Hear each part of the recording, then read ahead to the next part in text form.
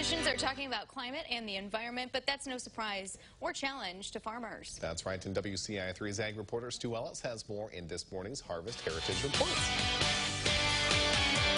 Marty Marr's family east of Jacksonville is on the farm that began 90 years ago with his grandfather. That he started his own farm in 1931. So we've been in this community farming, now going into the fourth generation.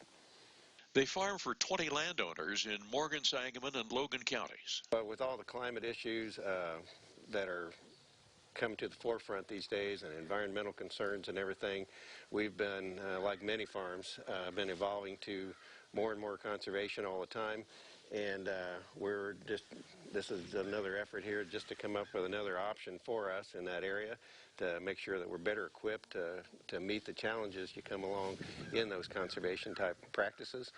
He was not doing that in 1973 when he started farming. No, we've spent a fair amount of time behind some plows, or in front of some plows, I should say, and so that was just the way it was. But we slowly evolved, mostly in the early 80s, where we were chisel plowing more and more acres, and next thing you know, we were no-tilling there towards the late 80s.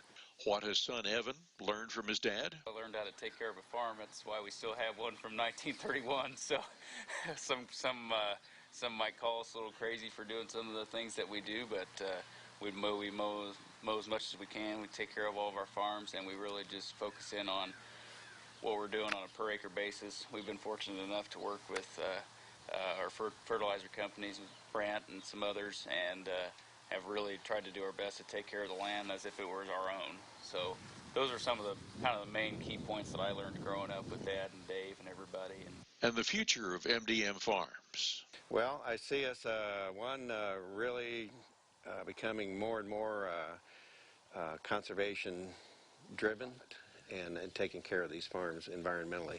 And from a production standpoint too, we're just really looking forward to the future. I think there's an exciting time ahead in agriculture. That's our Harvest Heritage Report on Marty and Evan Marr of Jacksonville for National Agriculture Week. I'm Stu Ellis with WCIA 3, your local news leader.